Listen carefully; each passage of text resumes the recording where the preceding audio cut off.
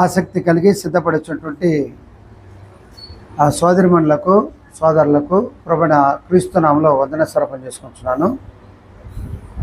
గత వారంలో ఏం వాక్యాన్ని నేర్చుకున్నామో జ్ఞాపకం ఉందా? పోయిన వారంలో నేను ఏం వాక్యం చెప్పానో జ్ఞాపకం ఉంటే ఆ వాక్యాన్ని ఈ వారం కూడా దాన్ని అలాగే కొనసాగిస్తాను.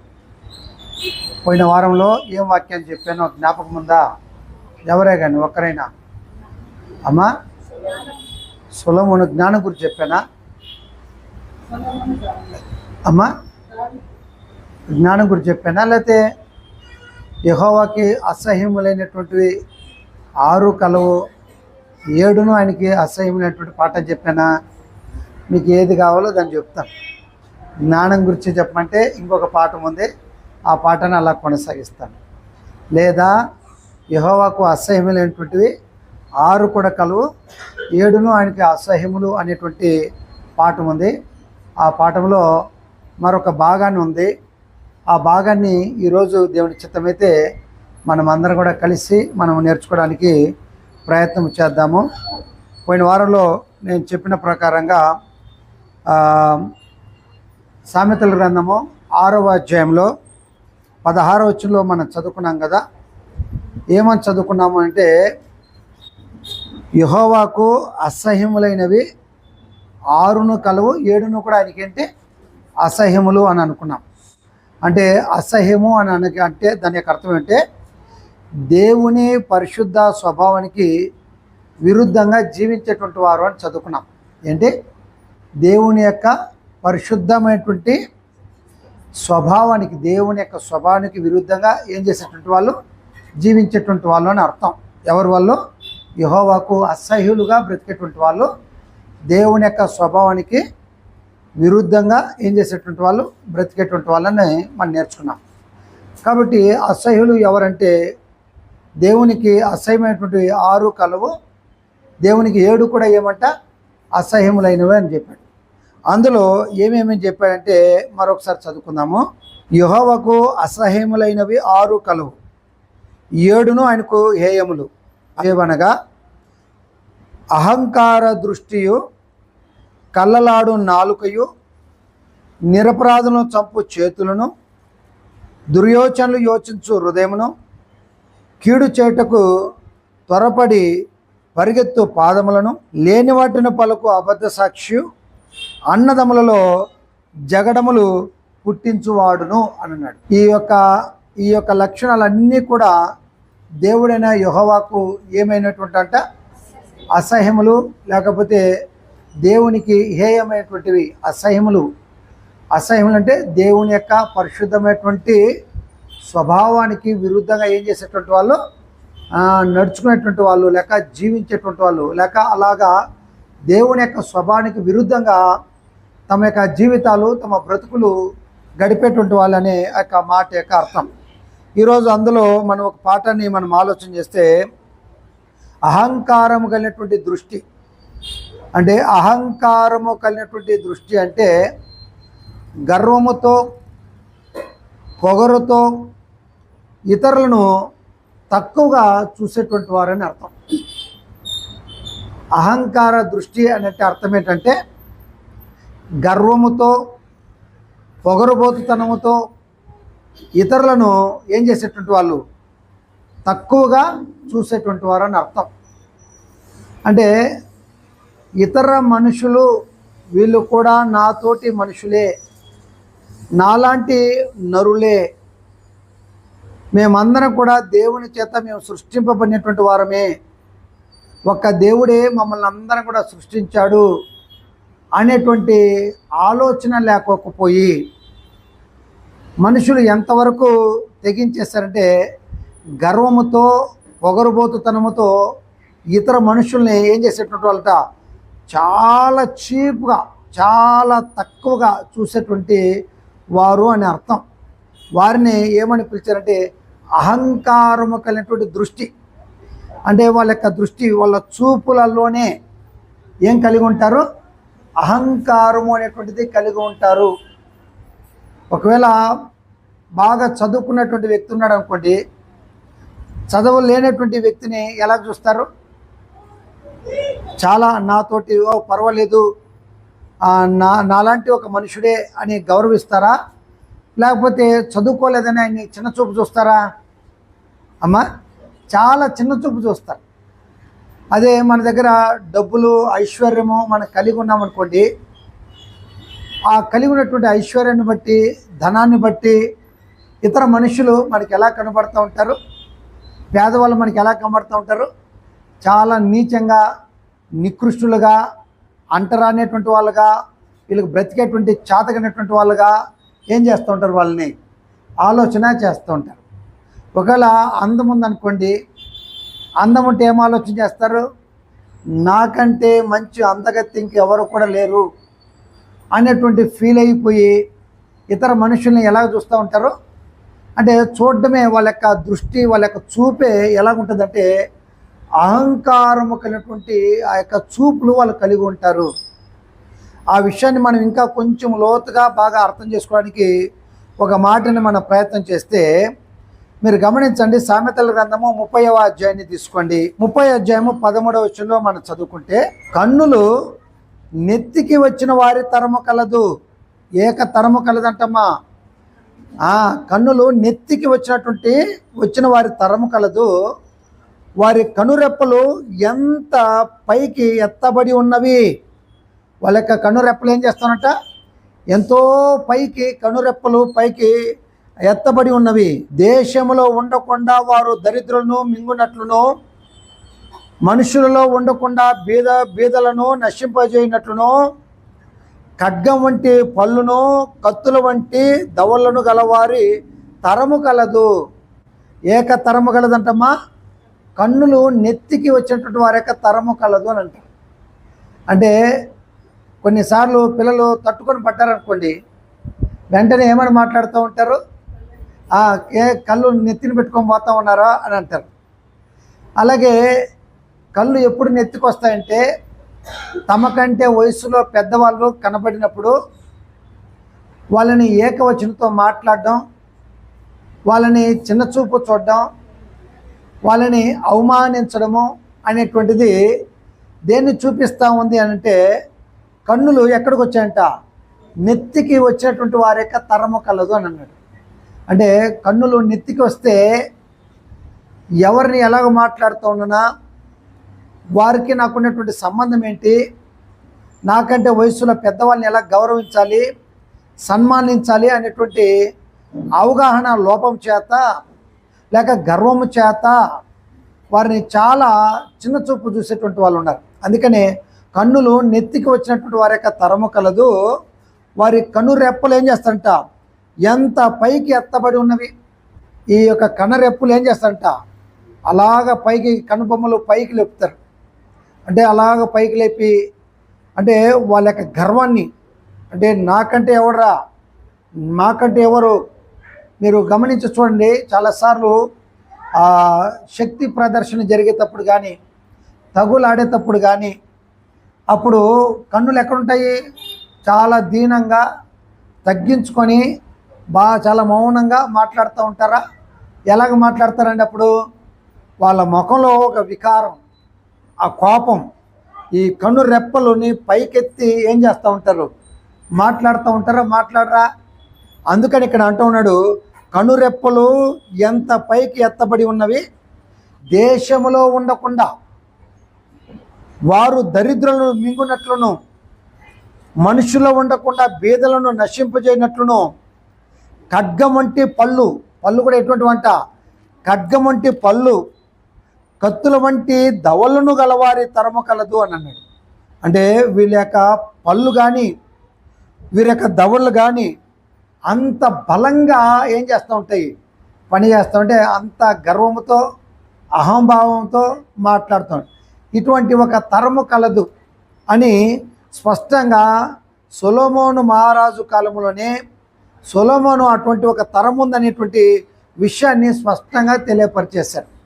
కాబట్టి వీళ్ళ యొక్క ఆలోచన ఏంటంటే, ఈ యొక్క అహంకార దృష్టి కలిగినటువంటి వాళ్ళు గర్వముతో, పొగరుబోతుతనముతో ఇతరులను చాలా ఎలాగ చూస్తూ ఉంటారు? చాలా చిన్న చూపు చూస్తారు. అమ్మా, ఎవరే కానీ, ఎంత లేనటువంటి వాడిని కానీ మనము చిన్న చూపు చూసేవాడు అనుకోండి, ఏం జరగద్దామా నెక్స్ట్ ఏం ఆలోచన చేస్తాడు అతడు, ఏమీ లేనటువంటి వాడు అని చెప్పి అతన్ని చిన్న చూపు చూసామనుకోండి, అతడు నిన్ను ద్వేషిస్తాడు, నీ మాటల్ని నిరాకరిస్తాడు. కాబట్టి ఏం చేయకూడదని మనం ఆలోచించుకోవాలంటే, గర్వముతో ఇతర మనుషుల్ని ఏం చేయకూడదు, చిన్న చూపు అనేటువంటిది చూడకూడదు. ఒకవేళ అలాగా చిన్న చూపు చూడకూడదని ఎవరైనా చెప్పారనుకోండి, ఆ చెప్పినటువంటి వ్యక్తిని ఏం చేస్తారు, అవునయ్యా మంచి మాట చెప్పారు, మేము ఎవరిని కూడా చిన్న చూపు చూడకూడదని మాకు నువ్వు మంచి మాట చెప్పాను గౌరవిస్తారా, అంతకు బదులుగా అతన్ని హేళన చేస్తారా? ఏం చేస్తారంటే లేఖనాల్లో 2 విషయాలు చూద్దాం. అందులో ఒకటి లూకాసు వార్తలో మీరు గమనించండి. లూకాసు వార్త 16వ అధ్యాయం మనకందరికి కూడా బాగా తెలిసినటువంటి విషయాలే. ఈ యొక్క ఉపమానాన్ని ప్రభువైన యేసుక్రీస్తు వారు చెబుతా వచ్చాడు. యేసు ప్రభు చెప్పినటువంటి ఉపమానంలో ఏముంది అని మనం ఆలోచన చేస్తే, మరియు ఆయన తన శిష్యులతో ఇట్లా, నేను ఎవరి దగ్గర చెప్తాడు, ముఖ్యంగా ఆయన యొక్క శిష్యులు, ఆయనని వెంబడించేటువంటి తన శిష్యులతో ఇట్లను, ఒక ధనవంతుని యొద్ద ఒక గృహ నిర్వాహకుడు ఉండెను. ఎవరున్నారంటమ్మా? ఒక ధనవంతుని యొద్ద ఒక గృహ నిర్వాహకుడు. గృహ నిర్వాహకుడు అంటే ఎవరు? స్టీవార్డ్ అని అంటారు ఇంగ్లీష్లో, లేకపోతే గృహాన్ని ఏలేటువంటి వాడు అని అర్థం. ఇందుకు మీకు ఒక మంచి మాట చెప్తాను. యోసేపుని ఏం చేశాడు, అన్నలు ఇష్మాయిలులకు అమ్మేశారు కదా, అమ్మివేస్తే ఆయన దాసులకు అమ్మబడి ఆ యొక్క పోతిఫరు అతను కొంటే, ఆ కొనబడినటువంటి పోతిఫర్ ఇంట్లోకి అతను వెళ్తే దేవుడైన యెహోవా కూడా ఆ యొక్క యోసేపుతో కూడా పోతిఫర్ ఇంటికి వెళ్ళాడు. ఆ పోతిఫర్ ఇల్లు యోసేపు వెళ్ళినప్పుడు చాలా కొద్దిగా ఉంది, అతనికి చాలా కొద్ది ఆస్తి ఉంది. ఎప్పుడైతే యోసేపు ఆ ఇంట్లో ప్రవేశించాడో అతని ఆస్తిని దేవుడు రెట్టింపులుగా దేవుడు ఆశ్రయించాడు. అప్పుడు పోతిఫర్ ఒక విషయాన్ని ఆలోచన చేశాడు, అరే యోసేపు నా ఇంటికి రావడం చేత దేవుడు నాకున్నటువంటి ఆస్తిని, నా కుటుంబాన్ని దేవుడు ఏం చేశాడు, దీవించాడని చెప్పి యోసేపుకి కలిగిన ఆ యొక్క పోతిఫర్ కలిగినటువంటి సమస్తాన్ని యోసేపు చేతికి అప్పగించాడు. తర్వాత తనకు పర్సనల్గా, తనకు ఒక అసిస్టెంట్గా, అతన్ని ఒక పర్సనల్ సెక్రటరీగా ఏర్పాటు చేసుకున్నాడు. తర్వాత మూడవదిగా మీరు గమనిస్తే, యోసేపుని తన అంతటి పని, తన యొక్క ఇంటి అంతటి మీద, తన ఇంట్లో ఉండేటువంటి అంతటి మీద అతను ఏం చేశాడంటే గృహ నిర్వాహకుడుగా దేవుడు, అంటే పోతిఫరు అతని గృహ నిర్వాహకుడుగా ఎంపిక చేసుకున్నాడు. అంటే ఏ స్థితి నుండి దేవుడు యోసేపుని ఏం చేశాడు, ఆయన ఆశ్రయించాడు, దీన స్థితి నుండి ఉన్నతమైనటువంటి స్థితికి తీసుకొచ్చాడు. అంటే ఆ యొక్క పోతిఫర్ యొక్క ఆస్తి పైన తను ఎలాగ బ్రతికంటే చాలా నమ్మకమైనటువంటి వాడుగా బ్రతికాడు. అలాగే మీరు కానీ గమనిస్తే ఎలియాజు ఉన్నాడు, ఆ యొక్క అబ్రహాము దగ్గర యొక్క దాసుడు, ఆ యొక్క అబ్రహాం యొక్క దాసుడు అతడు ఎలియాజరు ఆ యొక్క అబ్రహాం యొక్క ఆస్తి అంతటి మీద ఎలా బ్రతికాడు, ఆయన చాలా నమ్మకంగా బ్రతికాడు. కాబట్టి నమ్మకము అనేటువంటిది చాలా ప్రాముఖ్యమైనది. అలాగా నమ్మకంగా ఉంటే వాళ్ళని దేవుడు అంచులంచులుగా ఎదిగించి ఉన్నతమైన స్థితికి తీసుకొస్తాడు. కాబట్టి పిల్లలు, మీరు కాలేజీలలో కానీ, మీ కుటుంబాలలో కానీ, అలాగే భార్య భర్తకు కానీ, భర్త భార్యకి కానీ, పిల్లలు చదువుకునేటువంటి వాళ్ళు ప్రతి ఒక్కరు కూడా ఎలాగ బ్రతకాలి అంటే చాలా నమ్మకంగా బ్రతకాలి. యవన పిల్లలైతే, ఆడపిల్లలు కానీ మగపిల్లలు కానీ, తల్లిదండ్రులకు చాలా నమ్మకస్తులుగా వాళ్ళు జీవించాల్సిన జీవితం చాలా అత్యంత అవసరమైనటువంటిది. అలాగే భార్య కూడా భర్తకి ఎటువంటి నష్టాన్ని కలిగించుకోకుండా భార్య అయితే భర్త విషయంలో చాలా నమ్మకంగా బ్రతకాలి. అలాగే భర్త కూడా ప్రతి విషయాల్లో భార్యకి ఎలాగ బ్రతకాలంటే చాలా నమ్మకంగా బ్రతకాలి. కాబట్టి నమ్మకం మీదే ప్రతిదీ కూడా ఆధారపడి జరుగుతూ ఉంటుంది. కాబట్టి నమ్మకం అంటే చాలా అత్యంత అవసరం మీకు. అందుకని ఆయన, మనం ఎబ్రీ పత్రికలో మన 3వ అధ్యాయంలో మనం చదువుకున్నప్పుడు అక్కడ మోషే గురించి మాట్లాడినప్పుడు దేవుడే అంటాడు ఎబ్రీ పత్రికలో, మోషే నా ఇల్లంతట్లో ఎలా ఉన్నాడంట, నమ్మకమైనటువంటి వాడుగా బ్రతికాడు. చాలా అంటే నమ్మకమైనటువంటిది, దేవుని యొక్క ఇంట్లో చాలా నమ్మకంగా బ్రతికాడు. అలాగే యేసుప్రభు ఇంటి మీద, తను నియమించినటువంటి ఇంటి వారి మీద యేసుప్రభు కూడా ఎలా బ్రతికంట, చాలా నమ్మకంగా బ్రతికాడు. కాబట్టి నమ్మకం అంటే చాలా అత్యంత అమూల్యమైంది, చాలా అవసరమైంది. అలాగే ఒక 16వ అధ్యాయంలో ఆయన తన శిష్యులతో ఇట్లను, ఒక ధనవంతుని యొద్ద ఒక గృహ నిర్వాహకుడు ఉండెను. ఎవరున్నారంట? గృహ నిర్వాహకుడు, స్టీవర్డ్, లేకపోతే పై విచారణకర్త అనేటువంటి వ్యక్తి ఉన్నాడు. వాడు అతని ఆస్తిని, ఎవరి యొక్క ఆస్తిని?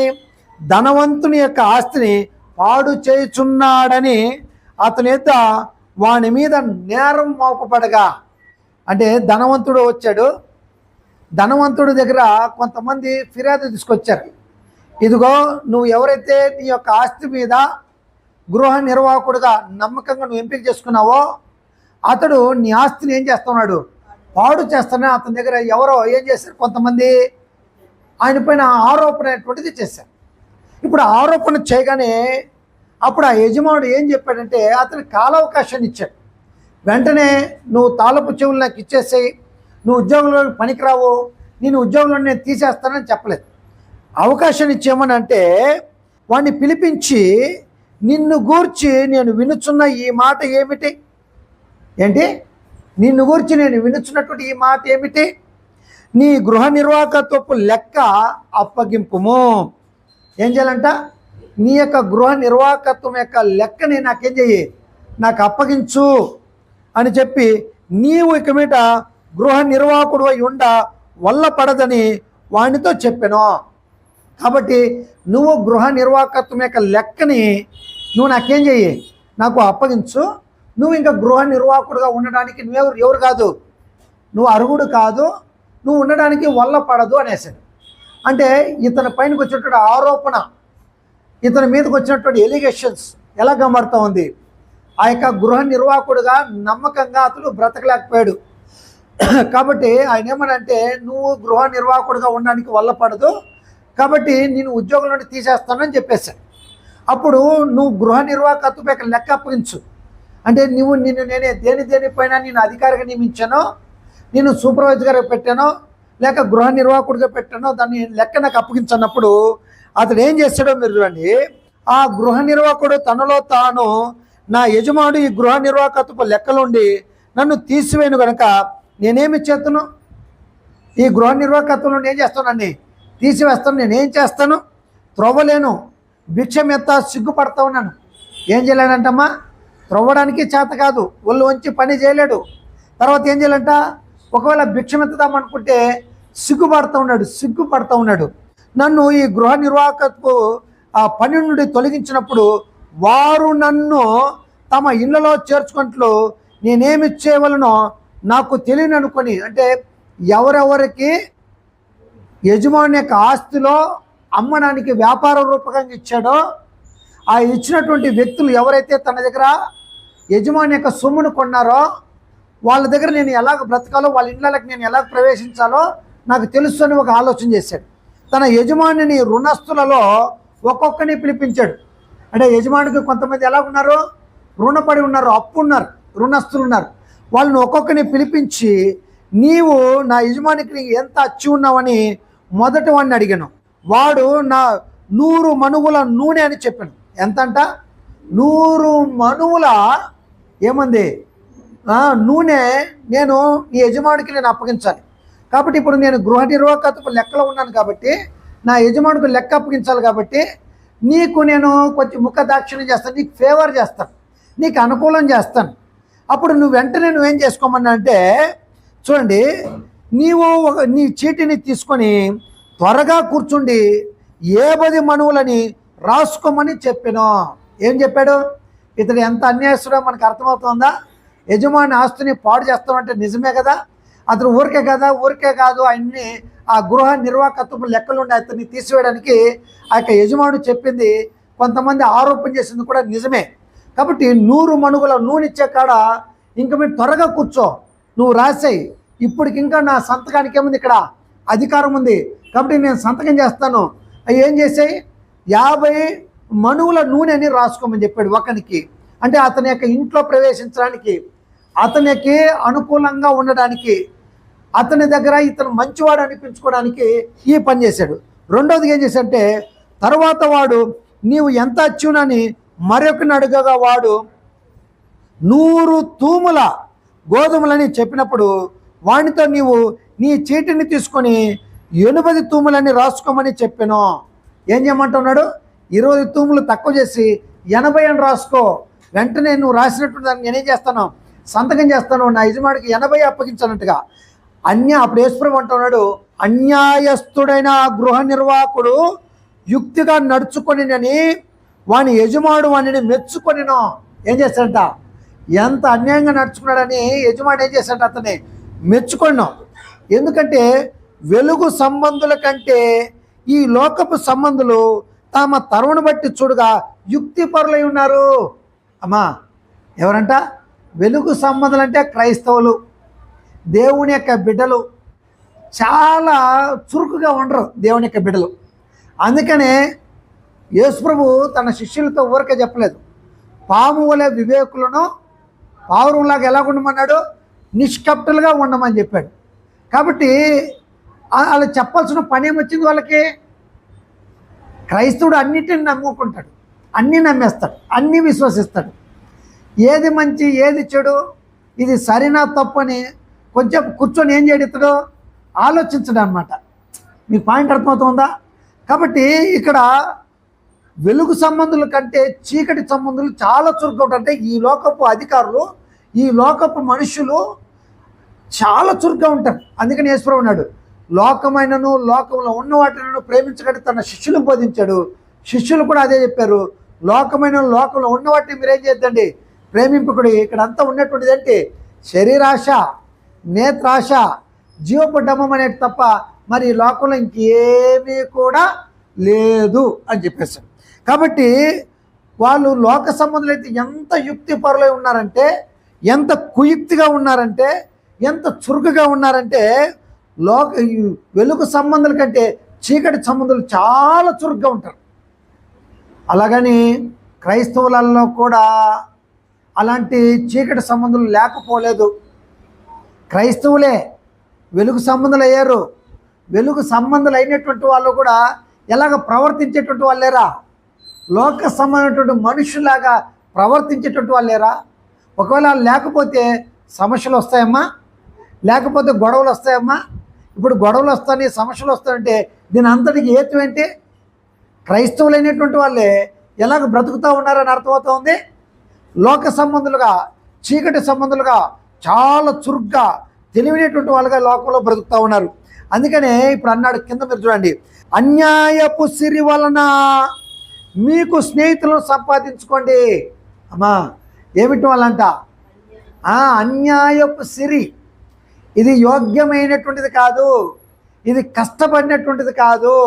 యేసుప్రభు చెప్తాడు తన శిష్యులతో, ఇది యోగ్యమైనటువంటి సిరి కాదు. నేను ఇంక చెప్పాలంటే చాలా సంగతులు ఉంటాయి. సామెతల గ్రంథంలో అన్యాయంగా సంపాదన చేసినటువంటి సంపాదన ఆఖరికి వాడి నోట రాళ్ళు కొట్టబడతాయంట, వాడి నోట మన్ను వేయబడద్ది అని అంటాడు. అంటే అన్యాయపు సిరి వల్ల మీ కొరకు ఏం చేసుకోండి? స్నేహితులను సంపాదించుకొనుడి. ఎందుకనగా ఆ సిరి ఎవరంట? ఆ సిరి మిమ్మల్ని వదిలిపోయినప్పుడు వారు నిత్యమైన నివాసంలోనికి మిమ్మల్ని చేర్చుకుందరని మీతో చెప్పుచున్నాను. ఇప్పుడు నిత్యమైన నివాసంలో కంటే ఏంటిది? యేసుప్రభు ఉన్నాడు, నా తండ్రింట అనేకమైనటువంటి నివాసాలు కలవు, లేని ఎడల మీతో చెప్పుదును అన్నాడు. ఆ నివాసం అంటే పరలోక రాజ్యము, దేవుని యొక్క నివాసం. అవునా? అక్కడ అన్యాయస్తులు కానీ, వ్యభిచారులు కానీ, దొంగలు కానీ, దోచుకునేటువంటి వారు కానీ ఎవరు కూడా ఒక్కరు కూడా ఎక్కడ ప్రవేశించరంట? దేవుని యొక్క రాజ్యంలో, పరలోక రాజ్యంలోనికి ఎవరు కూడా ప్రవేశించరు. అయితే ఇక్కడ అంటున్నాడు, వారు నిత్యమైన. ఇప్పుడు ఒకనికి మెహర్బానీ చేశాడు, ఒకనికి మేలు చేశాడు. ఎంత? 20 తూములు అని రాసుకున్నాడు. ఇంకొకడికి 50 మనువుల నూనె అని రాసుకొని అన్నాడు. ఇప్పుడు వాడికి తక్కువ చేశాడు, వీడికి తక్కువ చేశాడు. వీళ్ళు నిత్యము బ్రతుకుతారా? అంటే అన్యాయస్తులు దేవుని రాజ్యానికి ఏం కారు? వారసులు కారు. ఇప్పుడు ఈ అన్యాయం చేసినటువంటి వాడు ఎక్కడికి వెళ్తాడు? నరకానికి వెళ్తాడు. ఈ అన్యాయం చేసినటువంటి వాడు ఎక్కడికి వెళ్తాడు? వీడు అన్యాయం చేసినటువంటి యజమానికి అన్యాయం చేసినటువంటి వీడు ఎక్కడికి వెళ్తాడు? అందుకని వీళ్ళిద్దరూ కలిసి ఎక్కడికి వెళ్తారంట? నిత్యమైనటువంటి నివాసం అంటే నరకానికి వెళ్తాడు అని చెప్తున్నాడు ఇక్కడ. అప్పుడు కింద ఏమన్నాడు చూడండి, మిక్కిలి కొంచెములో నమ్మకంగా ఉండేవాడు ఎక్కువలో నమ్మకంగా ఉండును. మిక్కిలి కొంచెంలో అన్యాయముగా ఉన్నవాడు ఎక్కువలోనూ అన్యాయముగా ఉండును. కాబట్టి మీరు అన్యాయపు సిరి విషయంలో నమ్మకముగా ఉండని ఎడల సత్యమైన ధనమును ఎవరు మీ వశము చేయను. అంటే అన్యాయపు సిరి విషయంలో, అంటే ఈ గృహ నిర్వాహకుడు ఆ సిరి శాశ్వతమైంది కాదమ్మా. అమ్మా, ఈ లోకంలో మన సిరి సంపదలు ఎన్ని ఉన్నా అవేవి కూడా ఏం కాదు అమ్మా, ఏమి కాదు, ఏది కూడా శాశ్వతమైనటువంటిది కాదు. మీకు అర్థమవుతుందా? ఇప్పుడు ఈ వయసు ఉంది, ఆరోగ్యం ఉంది, బలం ఉంది, ఇలా నడవగలుగుతున్నాం, సంపాదన చేసుకోగలుగుతున్నాం, అన్నీ చేయగలుగుతాం. అదే ఒక వయసు వచ్చినప్పుడు పిల్లలు మన చేతులలో 10 రూపాయలు కూడా లేకోకుండా మొత్తము ఊడ తీసుకునేటువంటి సమయం వస్తుంది. అప్పుడు ఎంత ఉన్నటువంటి వాడైనా రోడ్లోకి నిలబడుకొని ఏం అడిగేటువంటి వాళ్ళు ఉంటారు, భిక్షం ఎత్తేటువంటి పరిస్థితి వస్తుంది. కాబట్టి ఈ యొక్క అన్యాయపు సిరి ఎవరికి కూడా ఏం కాదంట, శాశ్వతమైనటువంటిది కాదు. కాబట్టి ఈ అన్యాయపు సిరి విషయంలో ఎలా ఉండాలంట, ఈ డబ్బు విషయంలో, ఈ లోక సమయటువంటి ధనం విషయంలో కానీ వ్యాపారం విషయంలో కానీ ఎలా ఉండాలంటే, దీంట్లో ఎలా ఉండాలంట, అన్యాయము అంటే ఇది నీ దగ్గర శాశ్వతంగా ఉండదు. ఈ సిరి విషయంలో నువ్వు నమ్మకంగా ఉండకపోతే న్యాయమైంది సత్యమైనటువంటి ధనము ఎవరు నీ చేతికిస్తారు? అంటే ఇది సత్యమైనటువంటి ధనం, నిజమైనటువంటి ధనం ఒకటి ఉంది. ఈ ధన విషయంలో నువ్వు నమ్మకంగా ఉండకపోతే ఈ ధన విషయంలో కూడా నిన్ను నమ్మకంగా ఉంచడు. ఇప్పుడు అందుకని ఎప్పుడు కూడా ఒక మాట చెప్తాను, యవనస్తులు కానీ ఆ వయసులో నడిప్రాయం కలిగినటువంటి వాళ్ళు కూడా ఏం నేర్చుకోవాలంటే, మనము ఏమైతే సంపాదన చేస్తున్నామో మన సంపాదన పొదుపు చేసుకునే తట్టుకుండాలి. మన సంపాదన ఏం చేసుకోవాలి, మనం చాలా పొదుపు చేసుకోవాలి. అంటే ఎలాగ పడితే అలాగా ఏం చేసుకోకూడదు, ఎక్కువగా ఖర్చులు పెట్టకూడదు. అంటే దీన్ని ఈ యొక్క డబ్బు విషయంలో, ఈ అన్యాయపు సిరి విషయంలో పొదుపుగా వాడుకుంటే దీంట్లో నమ్మకంగా ఉన్నావు. ఈ విషయంలో నమ్మకం ఉన్నాం కాబట్టి సత్యమైనటువంటి ధనం విషయంలో కూడా నువ్వు ఎలాగుంటావు, నువ్వు నమ్మకంగా బ్రతుకుతావు అని అన్నాడు. అప్పుడు కింద చూడండి, కింద మనం చదువుతాం, మీరు పరుల సొమ్ము విషయంలో, ఎవరెక్క సొమ్ము విషయంలో, అంటే ఇప్పుడు ఈ అన్యాయం చేసినటువంటి గృహ నిర్వాహకుడు సొంత సొమ్ము కాదు కదా, పరుని యొక్క సొమ్ము పైన ఈయన ఏం చేశాడు, ఇతని జీతగాడగా పై విచారణకర్తగా పెట్టాడు, గృహ నిర్వాహకుడిగా పెట్టాడు. అప్పుడు అంటాడు, మీరు పరుల సొమ్ము విషయంలో నమ్మకంగా ఉండని ఎడల మీ సొంతమైనది మీకు ఎవడిస్తాడు, మీ సొంత ధనాన్ని మీ చేతికి ఎవడిచ్చును అన్నాడు. అప్పుడు అన్నాడు యేసుప్రభు, ఎవడను 2 యజమానులను సేవింపలేడు, వాడు ఒకని ద్వేషించి ఒకని ప్రేమించును, లేక ఒకని అనుసరించి ఒకని తృణీకరించును. మీరు దేవునికిని సిరికిని ఏమై ఉండలేరు అన్నాడు ఆయన. అమ్మా, సేవింపలేరు. దేవుణ్ణి కానీ సిరిని కానీ ఒకటే రీతిగా రెండింటిని ఏం చేయలేరు. ఎవడు కూడా 2 యజమానులకి ఏమై ఉండలేడు. ఒకటి ఈ లోక సమయమైనటువంటి సిరినన్నా వాడు ప్రేమిస్తాడు, లేకపోతే రెండవదిగా ఎవరన్నా ప్రేమిస్తాడు, దేవుణ్ణన్నా ప్రేమిస్తాడు. కాబట్టి నాకు దేవుడు కావాలి, నాకు సిరి కావాలి అంటే ఈ రెండింటికి కూడా అతను ఏం చేయలేడు, న్యాయము చేకూర్చలేడు అని ఈ విషయాన్ని చెప్పాడు యేసుప్రభు. ఏంది, ఇంత విషయాన్ని ఇంత తతంగానే వాళ్ళకి చెప్పగానే అప్పుడు కింద చూడండి, కింద మీరు గమనించండి 14వ వచనంలో, ఆహా భలే చెప్పాడయ్యా ఈయన అని యేసుప్రభుని ఏం చేస్తున్నారు. అమ్మా, భలే చెప్పాడు ఈయన. అసలు ధనం లేకపోతే ఎవరు బ్రతుకుతారు? దేవుడు ఉంటే ఉన్నాడు, మాకేం అవసరం. చూడండి, నేను అందుకని ఇంత విషయం చెప్పాను. అప్పుడు ధనాపేక్ష గల పరిచయులు ఈ మాటలని విని ఆయనను ఏం చేశారంట, చాలా బాగా చెప్పారు బ్రదర్, వండర్ఫుల్గా చెప్పారు, మీకు స్తోత్రాలు, నేను నా జీవితాన్ని మార్చుకుంటాను, నా నడవడికను మార్చుకుంటాను, నా బుద్ధిని నా ఆలోచనని నేను మార్చుకుంటాను, నేను అన్యాయపు సిరి విషయంలో చాలా నమ్మకంగా బ్రతకడానికి నేను ప్రయత్నం చేస్తాను అని అన్నారా? లేకపోతే యేసుప్రభుని ఏం చేస్తారంట, ధనాపేక్ష కలిగినటువంటి పరిచయులు ఆహా ఏం చెప్పావయ్యా నువ్వు అని యేసుప్రభు వారిని ఏం చేస్తారంట, అపహాసించారు. అంటే యేసుప్రభుని అపహాసించారంటే యేసుప్రభుని తృణీకరించారు. యేసుప్రభు వారు బోధన ఏం చేశారు, వాళ్ళు అసహించుకున్నారు. యేసుప్రభుని మాటల్ని, ఆయన యొక్క బోధని వాళ్ళు ఏం చేశారు, అక్కడ తృణీకరించేశారు. అంటే సంతోషంతో యేసుప్రభు యొక్క మాటలు ఏం చేయలేదు, అమ్మా ఏం చేయలేదు, స్వీకరించలేదు. అంటే క్రీస్తు ప్రభునే ఒక విధంగా ఏం చేశారు, వాళ్ళు త్రోసేశారు. అంటే అంత అహంభావం. అందుకని కన్నులు నెత్తికి వచ్చినటువంటి వారి యొక్క తరము కలదు. దేవునికి అసహ్యమైనటువంటి 6 కలువు, 7 కూడా దేవునికి అంటే అసహ్యము. దాంట్లో ఒకటి ఏంటి, అహంకారం కలిగినటువంటి దృష్టి. ఇప్పుడు యేసుప్రభుని ఏం చేశారు వాళ్ళు? ప్రేమతో స్వీకరించారా? యేసుప్రభుని అసహించుకున్నారా? అంటే అసహించుకోవడం అంటే అహంకార దృష్టి. అంటే నేను ముందుగా మీకు చెప్పాను కదా, అహంకార దృష్టి అంటే గర్వంతోనో పొగరుతోనో ఇతర మనుషులు ఏం చేయడమో, తృణీకరించడం, వాళ్ళ మాటల్ని తృణీకరించడం, వాళ్ళకి ఆలోచనలు తృణీకరించడం. అంటే మరి యేసుప్రభు యొక్క ఆలోచనల్ని తృణీకరిస్తే, యేసుప్రభు యొక్క బోధని తృణీకరిస్తే, మీ పాయింట్ అర్థమవుతుందా? ఇప్పుడు తృణీకరిస్తే ఏం జరగద్ది? నా మాటలే అంత్య దినమని నీకేం చేస్తాయి, తీర్పు తీరుస్తాయని చెప్పాడు కదా. మరి వాళ్ళు ఎక్కడ నిలబడతారు? అప్పుడు తీర్పు నిలబడతారు. అందుకని కొరింథీ పత్రికలో మనం ఆరోగ్యంలో పోయిన వారు కూడా చదువుకున్నాం. అన్యాయస్తులు దేవుని రాజ్యమునకు వారసులు కానని మీరు ఎరగరా? మీకు తెలుసు కదా, మీకు తెలుసు కదా విషయాలు, నేను బోధించాను కదా అని చెప్పుకుంటూ వచ్చిన తర్వాత ఫలాను వాళ్ళు దేవుని యొక్క రాజ్యంలో ప్రవేశించరు. అయితే మీరు అటువంటి వారై ఉంటారు, పూర్వము అటువంటి వారైతే, ఇప్పుడైతే ఏం చెప్పారు అంటే దీని మాట యొక్క అర్థం ఏంటి? ఇప్పుడైతే మీ జీవితాల్లో మార్చుకున్నారు. చూడండి ఒకసారి ఆరోగ్యం చూడండి, కొరింథీయులకు రాసినటువంటి మొదటి పత్రిక 6వ అధ్యాయంలో చూస్తే 11వ వచనం ఉన్నాడు, మీలో కొందరు అట్టివారై ఉంటారు. కానీ ఎటువంటి వాళ్ళంట? పైన ఏమేమి లిస్టు చెప్పాడో అటువంటి వాళ్ళై ఉంటుంది. మీలో కొందరు అట్టివారై ఉంటారు. కానీ ప్రభుని యేసుక్రీస్తు నామమును మన దేవుని ఆత్మయందు మీరు కడగబడి, మా దేవుని ఆత్మయందు ఏం చెప్పారంటే మీరు కడగబడి పరిశుద్ధపరచబడిన వారై నీతిమంతులుగా ఏం చెప్పారంట, తీర్చబడితే. అంటే కొంతమంది అయినా ఆ బోధకు లోబడి, ఆ అపోస్తులైనటువంటి పౌలు గారు చెప్పినటువంటి మాటలు లోబడి, ఆ మాటలతో తమను తాము ఏం చేసుకున్నటువంటి వాళ్ళుగా ఉన్నారు, నీతిమంతులుగా మార్చుకున్నటువంటి వాళ్ళు ఉన్నారు లేరు ఇక్కడ? అంటే బోధ ఏం చేయాలి? అందుకని వినువారు మాత్రం మిమ్మల్ని మీరు ఏం చేసుకోవద్దండి, మోసపరచుకోనకుండా ఎలాగ బ్రతకాలంటూ ఉన్నాడు ఆయన, వాక్య ప్రకారం బ్రతకండి, నా మాటలే అంత్య దినమున మిమ్మల్ని ఏం చేస్తాయి, తీర్పు తీరుస్తాయి.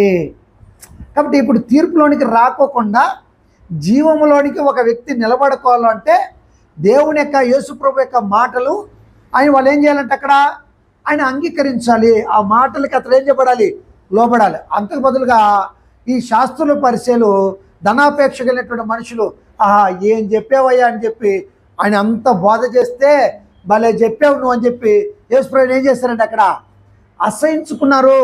యేసుప్రభు యొక్క మాట తృణీకరించారు. అహంకారం కలిగినటువంటి బుద్ధి అనేటువంటిది ఇదే. రెండవదిగా మనం కానీ గమనిస్తే లూకా సువార్తలో 18వ అధ్యాయం 9వ వచనంలో తామే నీతిమంతులు అనుకొని తమ్మును నమ్ముకొని, వీళ్ళు ఎటువంటి వాళ్ళంట, తామే నీతిమంతులు అనుకొని తమ్మును నమ్ముకొని ఇతరులను తృణీకరించు వారితో ఈ ఉపమానం చెప్పాను. ఏం చేస్తున్నారంటే ఇక్కడ తామే నీతిమంతులు అనుకొని ఇతరులను తృణీకరించు కొందరితో ఆయన ఏం చేస్తాడంటే ఆయన అంటే మనుషుల్ని తృణీకరించేటువంటి వారితో కొందరితో వాళ్ళతో చెప్తున్నాడు. ఇంతకుముందు మనం చదువుకున్నటువంటి 16వ అధ్యాయంలో ఎవరితో చెప్పాడైనా, ఎవరితో మాట్లాడాడు ఆయన? తన శిష్యులతో మాట్లాడి. ఇప్పుడైతే ఎవరితో మాట్లాడుతున్నాడు? మనుషుల్ని తృణీకరించేటువంటి వాళ్ళ దగ్గర మాట్లాడుతున్నాడు ఆయన. పాయింట్ చూసారా? తామే నీతిమంతులు అనుకొని తమను నమ్ముకొని ఇతరులను తృణీకరించే వారితో, ఇతరులు మనుషులు ఏం చేస్తున్నారు, కొంతమంది తృణీకరించే వారితో యేసు ప్రభు వారు ఈ ఉపమానం చెప్పాడు. అంటే మనుషుల్ని తృణీకరించేటువంటి వాళ్ళు ఉన్నారు, వాళ్ళ మాటల్ని తృణీకరించేటువంటి వాళ్ళు ఉన్నారు, వాళ్ళ మాటల్ని హేట్ చేసేటువంటి వాళ్ళు ఉన్నారు, వాళ్ళ యొక్క మాటల్ని అసహించుకునేటువంటి వాళ్ళు ఉన్నారు, వాళ్ళని ఏళన చేసేటువంటి వాళ్ళు ఉన్నారు. మీకు పాయింట్ అర్థమవుతుందా? మనుషుల యొక్క మాటల్ని ఏం చేసేటువంటి వాళ్ళు ఉన్నారంట, మనుషుల్ని తృణీకరిస్తారు. మనుషుల యొక్క మాటలు కూడా ఏం చేసేటువంటి వాళ్ళు ఉన్నారు, తృణీకరించేటువంటి వాళ్ళు లేకపోలేదు. అంటే తామే నీతి. ఇప్పుడు అటువంటి వాళ్ళు ఏం చేయలేం. నేనే నీతిమంతుడిని, మరొకరందరూ కూడా ఎటువంటి వాళ్ళు పాపులు అనేటువంటి డిక్లరేషన్ వచ్చినటువంటి వ్యక్తిని ఎవరు కూడా ఏం చేయలేరు, అతన్ని ఎవరు కూడా మార్చలేరు. దీనికి ఒక మంచి వాక్యం చెప్పాడు. నేను చూద్దాం, చూడండి. యెషయా గ్రంథాన్ని తీసుకోండి ఒకసారి. అంతకుముందుగా సామెతల గ్రంథంలో 30వ అధ్యాయం 12 వచ్చింది చూడండి ఒకసారి. తమ దృష్టికి తాము శుద్ధులై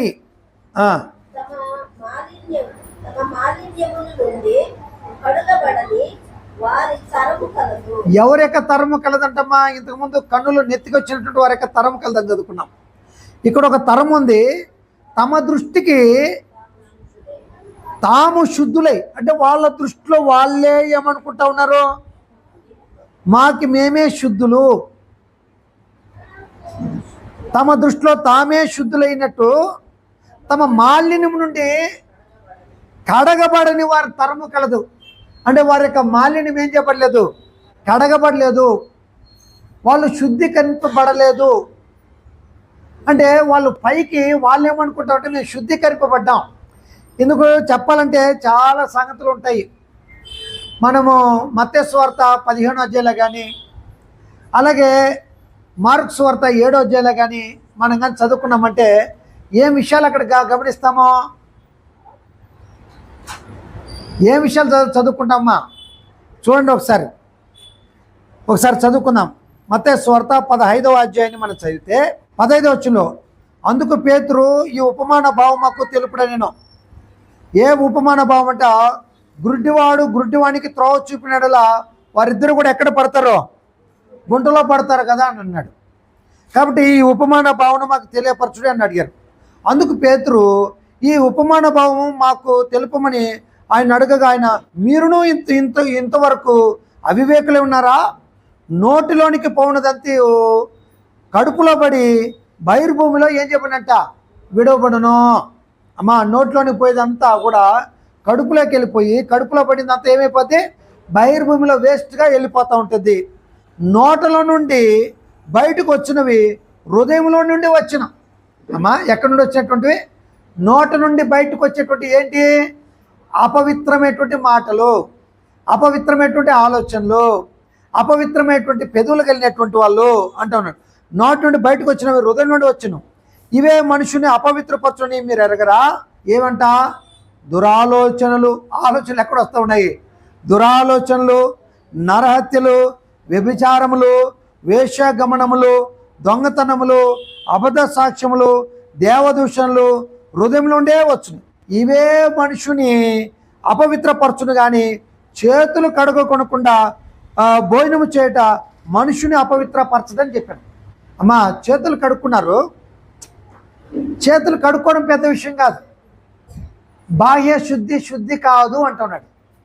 అంతరంగ స్వభావమే ఏమవ్వాలంటా ఉన్నాడు, శుద్ధీకరణగా ఉండాలి.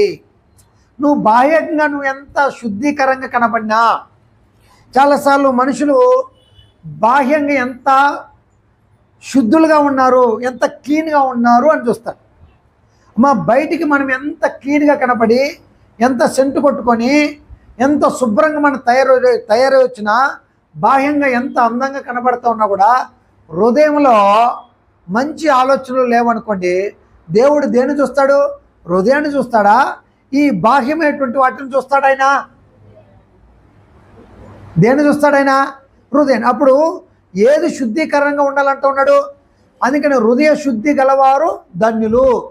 వారు ఏం చేస్తారంట, దేవుణ్ణి చూచెదరు. ఎవరిని చూస్తారు? కాబట్టి బాహ్యమైనటువంటి శుద్ధి అవసరమా, హృదయ శుద్ధి అవసరమా? అది శాస్త్రులకు అర్థం కాలేదు, పరిచయాలకు అర్థం కాలేదు. కొంతమంది తామే నీతిమంతులు అనుకునేటువంటి వాళ్ళకి ఈ విషయం అర్థం కాలేదు. ఏ విషయం అంటే, మేము బాహ్యంగా చాలా నీతిగా కనబడుతూ ఉన్నాము, చాలా శుద్ధిగా కనబడుతూ ఉన్నాము, అయితే అంతరంగాన్ని చూసినటువంటి దేవుడు అంటూ ఉన్నాడు, మీ హృదయం యొక్క శుద్ధి బాగలేదు. అందుకని ఆయన ఏమని చెప్పంటే, తమ దృష్టికి తాము శుద్ధులై, తమ దృష్టిలో తామే శుద్ధులై, తమ మాలిన్యమును కడుక్కునేటువంటి, తమ మాలిన్యాన్ని కడుగుకునేటువంటి తరము కదంట. మాలిన్యం అంటే ఏంటి?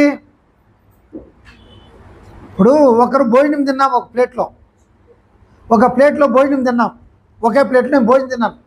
ఇదే ప్లేట్ని తీసిపోయి నా కొడుకు వేసిస్తే తింటాడా? కొంచెం ఆలోచన చేస్తాడు, అనుకుంటాడు. దిగాల్సినటువంటి దిగదు. అంటే ఆ ఉండేటువంటి ఆ జిడ్డు, ఆ మాలిన్యం అనేటువంటిది, అంటే ఇతడు ఇంకొకరు దాన్ని తిన్నారు అనేటువంటి ఆ యొక్క ఆలోచన ఏం కావాలి అతనిలో నుండి వెళ్ళిపోతుంటే దాన్ని సోప్ వేసి సబ్బేసి క్లీన్గా కడిగితే కడిగింది, దీంట్లో ఏం చేసుకోవచ్చు, నేను తినచ్చినటువంటి మనసాక్షి అతనికి అప్రూవల్ ఇస్తుంది. కాబట్టి బాహ్యంగా నువ్వు చాలా అందంగా కనపడినా హృదయంలో నువ్వు అంతరంగంలో నువ్వు బాగలేవు అనుకోండి, నువ్వు ఇంకా ఏం చేయబడలేదని అర్థమవుతోంది. నీ హృదయాన్ని నువ్వు ఇంకా ఏం చేసుకోలేదు, శుద్ధీకరణ చేసుకోలేదు. వీళ్ళ గురించి ఇంకొక మాట మనం జరిగితే యెషయా గ్రంథాన్ని మీరు తీసుకోండి, 65వ అధ్యాయం 5వ వచనాన్ని మనం చదువుకుందాం. వారు మా దాపునకు రావద్దు. మాకంటే ఎలాగుండు నువ్వు, మేము శుద్ధిగా ఉన్నామో, తిరిగి నువ్వు వస్తే మైలు పడతామో. మీరు యేసు ప్రభుని ఏ రోజు యొక్క అధికార మందిరంలోనికి తీసుకెళ్ళారు. అప్పుడు తీసుకుని వెళ్ళినప్పుడు రేపు పస్కా పండుగ వస్తుంది, మమ్మల్ని మేము ఏం చేసుకున్నామో శుద్ధీకరించుకుంటా ఉన్నాము. కాబట్టి ఇతడు నా దగ్గరకు వస్తే ఏమైపోతాను, నేను మైలు పడిపోతాను, అపవిత్రపరచబడతాను అనేటువంటి ఆలోచన కలిగి ఏ రోజు యొక్క అధికార మందిరంలోని కాక ఆవరణలోకి ఆయన ఏం చేశారని తీసుకుని వెళ్ళిపోయారు. అంటే తమ్మును తాము పరిశుద్ధపరచుకున్నారు, తమను తాము ఏం చేసుకోకూడదు అనుకున్నారు, అపవిత్రపరచుకోకూడదు అని అనుకున్నారు. కాబట్టి ఇక్కడ ఏమంటారంటే వారు, మీరు చూడండి, వారు మా దాపునకు రావద్దు, ఎడమగా ఉండుము, నీకంటే మేము శుద్ధులమని చెప్పుదురు. ఏం చెప్తా ఉన్నారు, మా దాపుకు రావద్దు, మమ్మల్ని ముట్టవద్దు, అదే కొలసపత్రిలో ముట్టవద్దు, రుచి చూడవద్దు అనేటువంటి పద్ధతులను ఆచరించడం ద్వారా ఎవడు కూడా మేలును అనుభవించడు అని అన్నట్టు.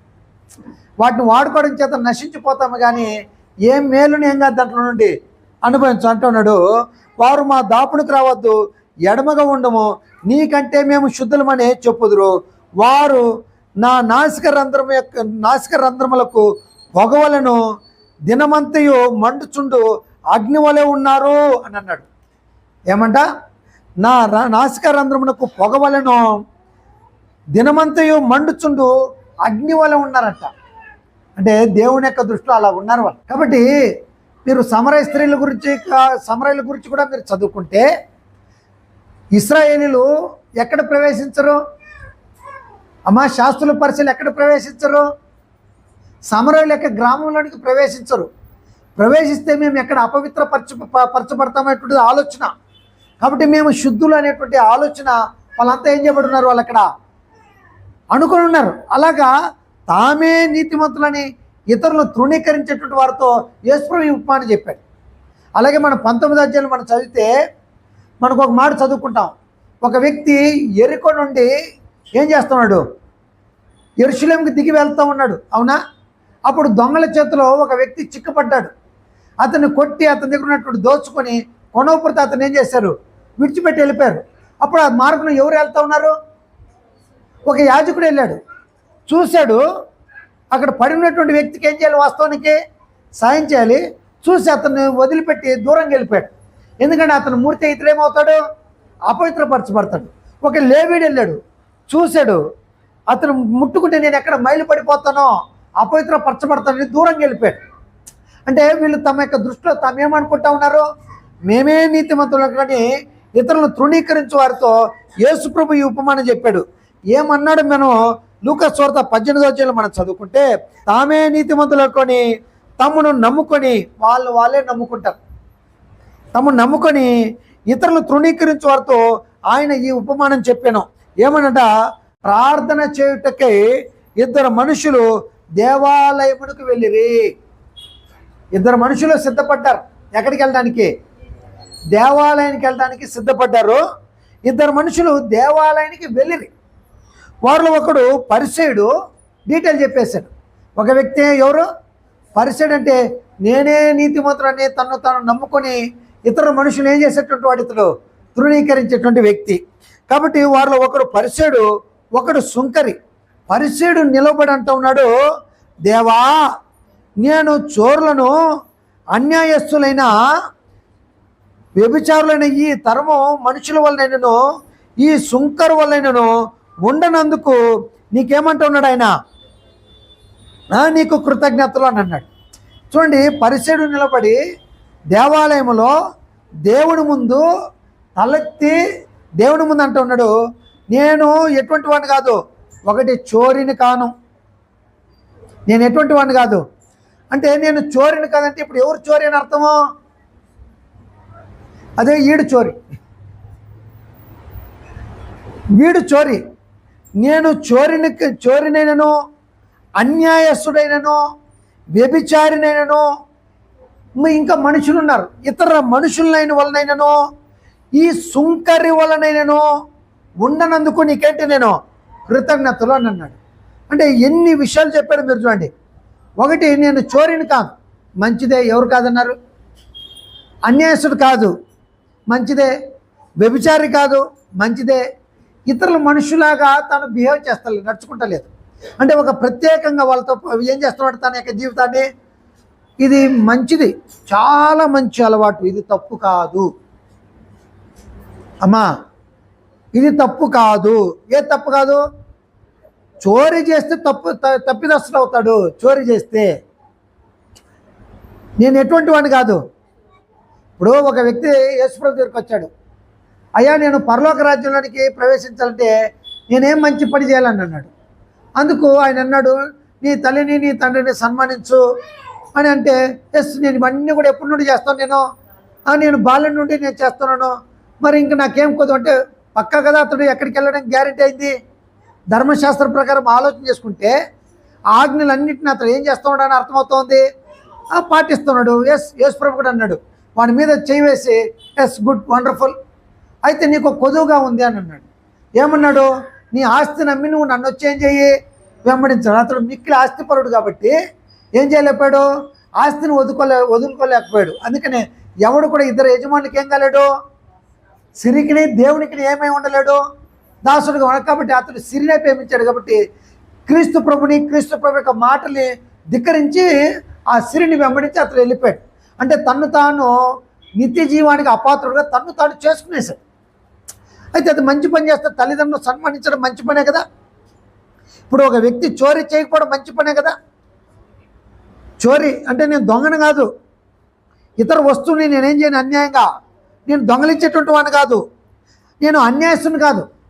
అంటే నా వ్యాపారం, ఇంతకుముందు ఒక అన్యాయస్తుని గురించి చదువుకున్నాం కదా, తన యజమానికి ఆస్తిని అంతా ఏం చేస్తున్నాడు, పాడు చేస్తున్నాడు. అంటే అలాగే నేను అటువంటి అన్యాయస్తుని నేను కాను. ఇంకా నా దేహం ఆరోగ్య విషయంలో కూడా నేను వ్యభిచారిని కాను, ఇతరుల కుటుంబాన్ని నేను పాడు చేసేటువంటి వాడిని కాను, ఇతర మనుషులాగా నేను బ్రతకను. మాకు చాలాసార్లు చెప్తూ ఉంటారు, సువార్థికులంట మనుషులతో చాలా మింగలైపోతాం మేము. నేనైతే చాలా అయిపోతాను. వాళ్ళు నాకు కొంచెం క్లోజ్ అయిపోతే చాలు, వాళ్ళకి చాలా క్లోజ్ అయిపోయి దగ్గరగా ఉంటాను, చాలా దగ్గరగా మాట్లాడతాను. అప్పుడు ఒక ఆయన అన్నాడు, ఒక సువార్థికి నన్ను చూసి, సుధాకర్ నువ్వు చాలామంది మనుషుల్ని సంపాదించుకుంటావు, ఆ యొక్క స్వభావం నీ దగ్గర ఉంది, అయితే నువ్వు ఇంత డీప్గా వాళ్ళ దగ్గర అంత చనువుగా ఉండడము సువార్థికుడైనటువంటి నీకు మంచి లక్షణం కాదు, వాళ్ళ నుండి కొంచెం ప్రత్యేకంగా ఉండడానికి ప్రయత్నం చెయ్యి అంటే, నువ్వు సువార్థికుడు లాగానే బ్రతుకోండి. అలాగే తల్లిదండ్రులు కూడా తల్లిదండ్రుల స్థానాన్ని అలంకరించి బ్రతకాలి. వాళ్ళు ఒక వయసు వచ్చిన తర్వాత నేను నీకు స్నేహితుడు అంటే, ఇప్పుడు తండ్రి అంటాడు అంటే పిల్లల దగ్గర తండ్రి ఎలా వ్యవహరించాలంట, 16 సంవత్సరాల నుండి యవ్వన ప్రాయంకి వచ్చిన తర్వాత వాడిని స్నేహితుడిగా భావించుకుని అతని దగ్గర ఉండాలంట. అప్పుడు నువ్వు నా స్నేహితుడురా అని అంటే, నువ్వు రా అన్నావు, నేను కూడా నిన్ను రా అంటానంటే అవద్దా? అంటే తండ్రి శిక్షించే టైంలో శిక్షించాలి, స్నేహితుడిగా ఉండే సమయంలో స్నేహితుడిగానే వ్యవహరించాలి. కాబట్టి అలాగే మనుషులలో ఉండకోకుండా ఒక ప్రత్యేకంగా ఉండడం చాలా మంచిదే, తప్పు కాదు. అంటే ఇతరుల కంటే నేను ఒక ప్రత్యేకంగా నేను కనబడాలి, ప్రత్యేకంగా నేను బ్రతకాలి అనేటువంటి చాలా మంచి ఉద్దేశం, దాంట్లో ఏమి తప్పు కాదు. చోరీవి కాదు, అన్యాసుడు కాదు, వ్యభిచారివి కాదు, ఇతరుల మనుషులకు నువ్వు బ్రతికేటువంటి వాడు కాదు, నువ్వు ప్రత్యేక మంచి జీవితాన్ని జీవిస్తావు, మంచిదే. అయితే ఇప్పుడు తప్పు ఎక్కడొచ్చింది, ఇప్పుడు తప్పు ఎందుకు వచ్చింది ఇక్కడ అంటే, అప్పుడు అంటున్నాడు, పేరు తీసి మాట్లాడుతున్నాడు, ఈ సుంకరి వీడు చోరీ, మా ఆస్తిని అంతటిని ట్యాక్స్గా రూపకంగా కలెక్ట్ చేసుకుంటూ ఉన్నాడు, అన్యాయంగా రెట్టింపులుగా ఏం చేసుకుంటూ ఉన్నాడు, కలెక్ట్ చేస్తూ ఉన్నాడు అన్నాడు. దీనికి అర్థం ఏంటి? మనం లూకాసు వార్తలో మనం 19వ అధ్యాయంలో చదువుకుంటాం కదా, ఒక జక్కయ్య అయినటువంటి ఒక ఆయన ఉన్నాడు, పొట్టి జక్కయ్య అని ఒక ఆయన ఉన్నాడు. ఆయన ఏం చేసేటువంటి వాడు అని అర్థం ఉంది. ఆయన కూడా గవర్నమెంట్ పక్షాన ట్యాక్స్ని, సుంకాన్ని వసూలు చేసేటువంటి వాడు. అయితే అతడు చాలా అన్యాయంగా సంపాదించేశాడు సుంకాన్ని. అప్పుడు వెంటనే యేసుప్రభుని చూడాలని కోరి మేడు చెట్టు ఎక్కువ కూర్చున్నాడు. అప్పుడు యేసుప్రభు ఆ దారిని నిలబడి ఇలా పై చూసి, జక్కయ్య ఈ రాత్రి నేను నీ ఇంట్లో ఉండాలి, నువ్వు రా అని అన్నాడు. అనగానే చాలా సంతోషపడిపోయి యేసుప్రభు తన ఇంటికి రాగానే యేసుప్రభు నోరెత్తి చెప్పకముందే, నువ్వు అన్యాయస్తుడు అని చెప్పకముందే, అయ్యా నేను ఎవరెవరి దగ్గర అయితే, ఏ మనుషుల దగ్గర అయితే నేను అన్యాయంగా నేను సంపాదించాను తీసుకున్నానో వాళ్ళకి 3 అంతలుగా నేనేం చేస్తాను, వాళ్ళకి నేను రిటర్న్గా ఇచ్చేస్తానయ్యా అని అన్నాడు. అప్పుడు అన్నాడు, ఇతడు కూడా నిజముగా ఎవరు, అబ్రహాము కుమారుడు, అంటే కల్లా కపటం లేనటువంటి వాడు, యథార్థమైనటువంటి మనసు కలిగినటువంటి వాడు అని అబ్రహాం యొక్క కుమారుడు. ఎవరొక కుమారుడు? అబ్రహాం ఎవరు? విశ్వాసులకు తండ్రి. మరి ఈయన కూడా ఇప్పుడు ఎవరు కుమారుడు అయిపోయాడు అంటే ఆ విశ్వాసం నిజంగా పక్క అబ్రహాం యొక్క కుమారుడు అయిపోయాడు. పాయింట్ అర్థమవుతుందా? అలాగే ఈ సుంకర్లు అన్యాయపు సిరిని, అంటే సుంకరి అటువంటి వాడు. ఎటువంటి వాడు? చోరి, అన్యాయస్తుడు, తర్వాత వ్యభిచారి, ఇతరుల మనుషులాగా బ్రతికేటువంటి వాడు, సాధారణమైనటువంటి జీవితాన్ని జీవించేటువంటి వాడు ఎవరు? సుంకరి. కాబట్టి ఇప్పుడు తప్పు ఎక్కడొచ్చిందంటే, ఈ సుంకర్లాగా నేను బ్రతుకుతా లేదు అని అతను చూపించాడు. చూడండి, ఉండనందుకు నీ కృతజ్ఞతలో చెల్లించుతున్నాను. ఇప్పుడు తన్ను తాను ఇంకా ఏమి ముందుకు వెళ్ళిపోయింటే, నేను వారానికి 2 సార్లు ఏం చేస్తున్నాను? అమ్మా ఎన్నిసార్లు చేస్తానంట? కొంచెం మాట్లాడాలి, టైం అయింది. వారానికి ఎన్నిసార్లు అంట? 2 సార్లు ఉపవాసం. నేను అడుగుతాను, మీరు ఎప్పుడైనా ధర్మశాస్త్రం చదివినటువంటి వాళ్ళు ఉంటే ఎక్కడ ఆజ్ఞ ఉంది వారానికి 2 సార్లు ఉపవాసం చేయమని ఎక్కడైనా ఉందా? బ్రదర్, ఎక్కడైనా వారానికి 2 సార్లు ఉపవాసం చేయమని రాయబడింది చూసారా? అంటే ఇప్పుడు ఇతను ఏమని డిక్లేర్ చేస్తున్నాడు? దేవుని దగ్గర ఏమంటూ ఉన్నాడు? నేను సాధారణమైనటువంటి మనుషుడు కాదు, నేను వారానికి ఏం చేస్తాను? నేను 2 సార్లు ఉపవాసం చేస్తూ ఉన్నానండి. అసలు 2 సార్లు ఉపవాసం ఉందమ్మా? సరే, ఉపవాసం చేస్తే ఎప్పుడు చేయాలి తెలుసా మీకు? పోనీ ధర్మశాస్త్ర ప్రకారం ఎప్పుడు చేయాలి తెలిసినా? ఇప్పుడు అవన్నీ చెప్తే సమయం సరిపోదు. ఊరిని మీకు నోట్స్ కొరకు నేను ఇచ్చేస్తాను, మీరు చూడండి ఒకసారి. ఎప్పుడు చేయాలంటే, నీ సంఖ్యాకాండము 29వ అధ్యాయము 7వ వచనాన్ని మీరు చూడండి. అది 10వ నెలలో 10వ తారీఖున ఆ నెలలో వాళ్ళు ఏం చేయాలంటే ఉపవాసం చేయాలి. అలాగే మీరు కానీ గమనిస్తే లేవికాండము 25వ అధ్యాయము 9వ వచనంలో మీరు చదివితే అప్పుడు వాళ్ళు అక్కడ ఏం చేయాలంట? ఉపవాసం చేయాలి. ఆ నెలలో ఖచ్చితంగా 7వ మాసం 10వ తారీఖున వాళ్ళు ఏం చేయాలంట?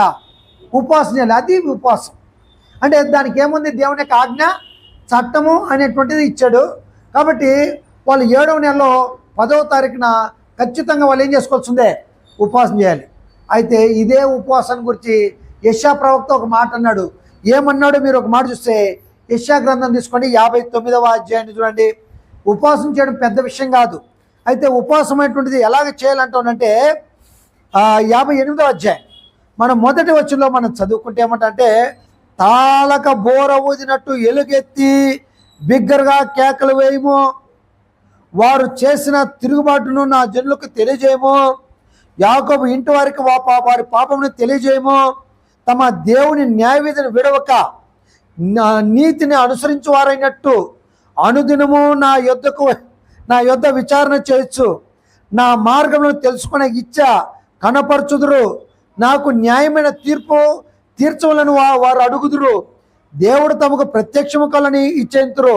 అప్పుడు 3వ వచనం అంటూ ఉన్నాడు, మేము ఉపవాసం ఉండగా నువ్వెందుకు చూడవు, మేము మా ప్రాణమును ఆయాసపరచుకొనగా నీవెందుకు లక్ష్య పెట్టవు అని అందరు. మీ ఉపవాస దినమున మీరు వ్యాపారం చేయదు. అమ్మా, ఉపవాస దినం ఏం చేయకూడదంట? వ్యాపారం చేయకూడదు. మీరు వ్యాపారం చేయదు. మీ పనివారి చేత కఠినమైన పని చేయించుదురు. ఇది ఎప్పుడైనా చెప్పేది అప్పుడు చెప్తాను. పనివారి చేత ఏం చేస్తున్నారు? మేము ఉపవాసం. మేమేంటి ఉపవాసం? మేము పండుకొని ఉంటాం, లేవలేము కదా, చాలా టైర్డ్గా ఉంటాం. అయితే నేను ఉపవాసం ఉన్నాను కాబట్టి నా పనివాడి దగ్గర ఏం చేయడమో చాలా కఠినమైన, అంటే నేను చేసిన పనులన్నీ కూడా అతని దగ్గర చెప్పించడం. ఇంకా చూడండి, మీరు ఆ రోజు ఏం చేస్తున్నట్టు, ఉపవాసం ఉన్న రోజంట కలహపడుచు, వివాదము చేయొచ్చు, అన్యాయంగా ఏం చేస్తున్నారు? ఇదారా ఉపవాసము? అప్పుడు అంటున్నాడు, మీ కంటతోనే పరమణ వినబడినట్లు మీరు ఉపవాసం ఉండరు. ఇట్టి ఉపవాసం నాకు అనుకూలమా? ఇది కాదు నాకు అనుకూలమైనటువంటి ఉపవాసం. అప్పుడు ఏది ఉపవాసం అంట? మనుషుడు తన ప్రాణమును బాధపరచుకునవలసిన ఇట్టిదేనా? ఒకడు జమ్ము వలె తల ఎత్తుకొని గోనెపట్ట కట్టుకొని బూడిద పరుచుకొని కూర్చుండటం ఉపవాసమా? అమ్మ, జమ్ము తెలుసా? జమ్ము ఇప్పుడు కూడా అక్కడికి వెళ్తే జమ్ము చెట్టు కాబట్టి జమ్ము చెట్టు ఈ చెరువులలో ఉంటాయి, ఈ బురదలలో ఉంటాయి. జమ్ము గడ్డిలాగా పొడుగ్గా పెరుగుంటుంది. అది ఎలా పెరుగుంటుంది? స్ట్రైట్గా ఇలా పెరిగి ఆ పైన కొన అలా వంగుంటుంది. మీకు అర్థమైందా? ఇప్పుడు ఉపవాసం ఉన్నప్పుడు మనుషుడు ఎలాగుంటాడు? ఎవరు చెప్పలేదు. ఉపవాసం ఉంటే ఎలాగుంటాడు అఖిల్? ఇలాగుంటాడా? ఎలా ఉంటాడు?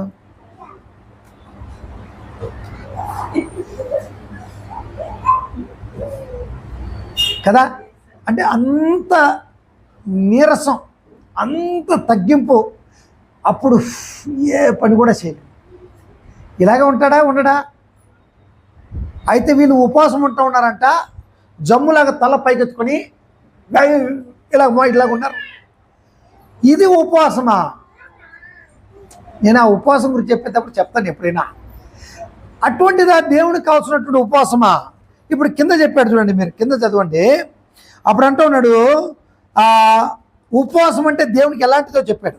దుర్మార్గులు కట్టిన కట్లను విప్పుటయు, కాడిమాను మేకు తీయుటయు, బాధింపబడిన వారిని విడిపించుటయు, ప్రతి కాడిని విరగొట్టుటయు నేను ఏర్పరచుకున్న ఉపవాసము కాదా?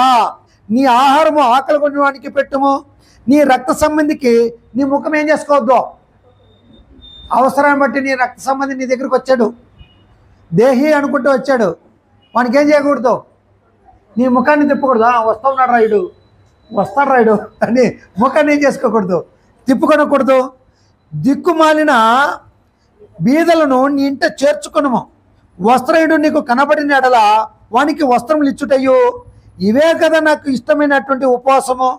అలాగూ నీవు చేసినట్లా నీకు వెలుగు వేకువ చుక్క వలె ఉదయించును, స్వస్థత నీకు శీఘ్రముగా లభించును, నీ నీతి నీ ముందర నడుచును, యెహోవా మహిమ నీ సైన్యపు వెనుకటి భాగమును కావలి కాయును. ఇంకా చాలా చెప్పేసి, అంటే దుర్మార్గులు కట్టినటువంటి కట్లను విప్పుటయో, దిక్కులేని పిల్లల్ని తమ ఇంట్లో చేర్చుకుంటాయో, రక్త సంబంధికి ముఖం ఏం చేసుకోకుండా తిప్పుకొనకయో, అన్యాయంగా కట్లు కట్టేస్తుంటారు కొంతమంది. కట్లు కట్టినంటే బానిసులుగా చేసుకుంటారు, అప్పులు ఇచ్చి బానిసులు అయిపోతారు. ఆ బానిసుల యొక్క కట్లు ఏం చేసుకోవాలి? కొన్నిసార్లు కొన్ని భూములు అడుమానం పెట్టుంటారు. ఇవన్నీ చాలా పెద్ద విషయాలు. భూములన్నీ అడుమానం పెట్టుంటారు. వాళ్ళ పైన వేసుకునేట్టు కలుపుకునేటువంటి రగ్గు ఉంది కదా, బెడ్షీట్, దాన్ని కూడా అడుమానం పెడతారు. అయితే సాయంత్రం లోపల ఏం చేసేయాలి? దాన్ని వాడు కప్పుకునే కదా ఒకటే ఉండేది, సాయంత్రం లోపల దాన్ని ఏం చేయాలి? వాడికి తిరిగి ఇచ్చేసేయాలి. అరే సాయంత్రం వస్తా ఉందే, వీడు ఇంకా డబ్బులు లేదే అని ఉండకూడదు, ఇచ్చిపెట్టాలి. మీకు పాయింట్ అర్థమవుతుందా? అటువంటి ఉపవాసము దేవునికి అనుకూలమైంది అని అంటున్నాడు. కాబట్టి ఇతడు ఏ నెలలో చేయాలి? యాక్చువల్లీ 7వ నెల 10వ తారీఖున ఉపవాసం ఉండాలని దేవుడు చెప్పాడు. ఇతడు ఏం చేశాడు? కొత్తగా నేను ఎన్నిసార్లు ఉంటా ఉన్నాను? వారానికి 2 సార్లు ఉపవాసం చేస్తున్నాను, నా సంపాదన అంతటిలో 10వ భాగం చెల్లించుచున్నానని తనలో తాను ప్రార్థించుచుండెను. అమ్మా, ఏం చేస్తున్నానంట? సరే, నేను ఒక మాట అడుగుతాను. మీరు ఉపవాసం ఉంటారనుకోండి, ఈ నెలలో అంటే ఈ వారానికి చాలామంది ఉంటారు ఉపవాసం, నాకు తెలీదు. మేము ఇంతకుముందు ఉన్నాం ఉపవాసం, మా కుటుంబంతో కూడా, నా భార్య నేను ఉండేటువంటి వాళ్ళు. అప్పుడు మేము తినేటువంటి ఆ యొక్క భోజనం ఆ రోజు మానేసి ఉంటాం కదా, దాని డబ్బులు ఎత్తి పెట్టేటువంటి వాళ్ళని. మా ఖర్చు తక్కువైపోయింది అని చూసుకోం. ఉపవాసం అంటే ఆ రోజు నీ ఇంటి ఖర్చు ఎంత ఉంది, నీ వ్యక్తిగతమైన ఖర్చు ఎంత ఉంది, దీంట్లో నువ్వు దిక్కులేని పిల్లలకి, విధవరాంటులకి నీ ఆ యొక్క ధనాన్ని వాళ్ళకు ఉపయోగించుకోవాలి. అనారోగ్యంతో వాళ్ళకు ఉపయోగించుకోవాలి. నీ సంఘంలో ఒకవేళ పేదలు ఉంటే వాళ్ళకు ఉపయోగించుకోవాలి. ఇవన్నీ మనం చేయాల్సిన పనులు లోకస్తులు చేస్తారు. మీ పాయింట్ అర్థమవుతుందా? నువ్వు ఉపవాసం ఉంటే నీ ఆహారాన్ని లేనటువంటి వాడికి పెట్టాలి. ఈరోజు ఉపవాసం ఉన్నాము, ఈరోజు ఖర్చు అంతా మిగిలిపోయిందని చెప్పుకోవడం కాదు. పాయింట్ మీకు అర్థమవుతుందా? కాబట్టి ఇతను అంటున్నాడు, వారానికి 2 సార్లు ఉపవాసం చేస్తున్నాను, చెల్లించుతున్నాను. అంటే సంపాదనలో 10వ వంతు చెల్లించుతున్నాను. వీళ్ళు 10వ వంతు ఎలాగిస్తారు వీళ్ళు? అమ్మా 10వ వంతు దేంట్లో ఇస్తున్నారు బ్రదర్ వీళ్ళు? జీలకర్రలోనో, పుదీనాలోనో, సోంపు వీటిలో 10వ వంతు ఇస్తూ ఉన్నారు. అమ్మా ఏమి ఇస్తూ ఉన్నారు? మీకు ఇంకొక విషయం చెప్తాను. సంఘంలో యథార్థంగా వాళ్ళు కష్టపడినటువంటి సొమ్ముని దేవునికి, పరిశుద్ధులకి కానుకలు ఇచ్చేసారనుకుంటే, సంఘానికి కానుకలు ఇచ్చేసారనుకోండి, వాళ్ళు ఏమని ఆలోచన చేస్తారంటే, దేవుడికి ఇచ్చామో ఇంకా మాకు దానితో పని లేదని చాలామంది అనుకుంటారు. ఈ 10వ భాగాన్ని ఇస్తాను అని చెప్పి దానికంటే తక్కువ ఇచ్చేటువంటి వాడు ఉంటాడు చూడండి. ఈకొకను వేసేటువంటిదే 50 రూపాయలు, 20 రూపాయలు, 5 రూపాయలు. వాడు ఎక్కువగా ఏమైనా కానుకలు ఏం చేస్తారు? కానుకలు మాకు ఒకడు ఉన్నాడు, ఆడొచ్చేదే కానుకలు 300 రూపాయలు వస్తాయి, తెచ్చి అమ్మిస్తాను. అవన్నీ బాక్స్లో పెట్టి ఆడేసి పెట్టేసాం, అలా కట్లుగా అలా పెట్టేస్తాం. ఇప్పుడు కూడా ఉన్నాయి అక్కడ, అలా పెట్టేసాం. ముందు మొదటి రోజు వచ్చిన కానుక 97 రూపాయలు కానుకలు వచ్చాయి, ఫస్ట్ రోజు కానుక. ఆ ఫస్ట్ రోజు కానుక ఎత్తిపెట్టి నేను అక్కడక్కడ డొనేషన్ అంతా చేసి ఇప్పుడు సంఘానికి 5 లక్షల రూపాయలు పెట్టి చర్చ్ బిల్డింగ్ లీజుకు తీసుకున్నాం. అతడు ఏం చేస్తాడంటే ప్రార్థనలకు రాడు, వారాల తరబడి రాడు, వచ్చినా చాలా భక్తిగా ఇలా తీసుకొని 50 రూపాయలు వేస్తాడు. జీతం ఏమో ఈ 30,000 రూపాయలు, 27,000 రూపాయలు జీతం. వేసేటువంటి దశమ భాగం ఏంటంటే 50 రూపాయలు వేస్తాడు. ఇప్పుడు ఇక్కడ నోట్స్ రాస్తాం కదా, ఈ నోట్స్ నిండిపోగానే దీన్ని తీసుకొని ఇంట్లో కూర్చుంటాడు. ఎంతెంత వచ్చింది, ఎంత ఖర్చు అయింది, ఎంత మిగిలిందని. అప్పుడు నేను అన్నాను, మీరు వచ్చేదే 350 రూపాయలు, 400 రూపాయలు కానుకలు వస్తూ ఉన్నాయి. మీరు ఇంతకుముందు నాకు ఒక 3,000 రూపాయలు కానుకలు అంటే జీతం ఇస్తానని చెప్పి అన్నారు. ఇప్పుడు ఈ 300 రూపాయలు కానుకలు వస్తే ఇది నేను వాడుకున్నా కూడా మీకేం మిగులుతుంది? మీరే నాకు అప్పు పడ్డారు కదా. అమ్మా నాకు ఇస్తామన్న జీతాన్ని ఇవ్వలేదు, ఇప్పుడు మీరే ఏం చెప్పట్టారు? నాకే అప్పు పడతారా, అప్పు పడరా? మరి ఆ అప్పు ఎవరు ఇస్తారు? బుక్ చూసినోడు ఇస్తాడా? ఇంకెవరైనా ఇస్తారా?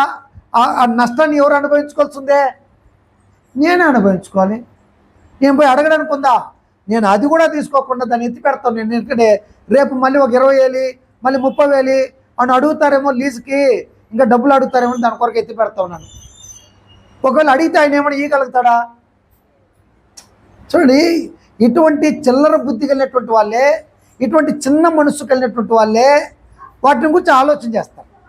పెద్ద మనసు కలిగి దేవుని కొరకు ఇచ్చేసాం, దానికి మాకు సంబంధం లేదంటే ఆ డబ్బు పెట్టుకునేటువంటి వ్యక్తికి దేవునికి ఏముంది? అక్కడ సంబంధం అక్కడ ఉంది. ఆ దేవుని యొక్క సొమ్మును కానీ పాడు చేస్తే దేవుడు వాడిని ఏం చేస్తాడు? ఎవరి పరిస్థితి ఏర్పడుద్ది? చెప్పలేదు. యూదా ఇస్కరియోతు పరిస్థితి ఏర్పడుద్ది. దేవుని యొక్క సొమ్ములు వేమినట్టు, సంచులు వేమినట్టు డబ్బును ఏం చేస్తూ వచ్చాడు? దొంగలించుకుంటూ పొలాలు కొని తన ఇంటిని స్థిరపరచుకోవాలనుకున్నాడు. ఆఖరికి ఉరి పెట్టుకొని కింద పడి ఏం చేశాడండి? చనిపోయాడు. అది కాదు మన పాయింట్ అర్థమవుతుంది. ఇతను అంటున్నాడు, వారానికి 2 సార్లు ఏం చేస్తున్నాను? ఉపవాసం చేస్తున్నాను, నా 10వ వంతు నీకు చెల్లించుచున్నాను. అప్పుడు అన్నాడు, కింద చూడండి, చెల్లించు తనలో తాను ప్రార్థించుచున్నాను. అయితే సుంకరి దేవాలయం దగ్గరికి వచ్చినటువంటి వ్యక్తి దూరంగా నిలబడ్డాడు. దేవాలయం దగ్గర రాలేదు. దూరంగా నిలబడి ఆకాశం వైపు కన్నులు ఎత్తుటకైనను ధైర్యము చాలక రొమ్ము కొట్టుకొనుచు, దేవా పాపిని నన్ను కరుణించమని పలికిను. అమ్మ ఏం చేశాడు? పాపినేటువంటి నన్ను కరుణించమని చెప్పాను. అతనికంటే, ఎవరికంటే?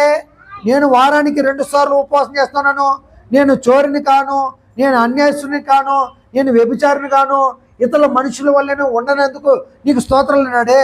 అతనికంటే ఇతడు ఏం చెప్పాడంట? నీతిమంతుడిగా తీర్చబడి అది అక్కడ ఉంది చూడండి.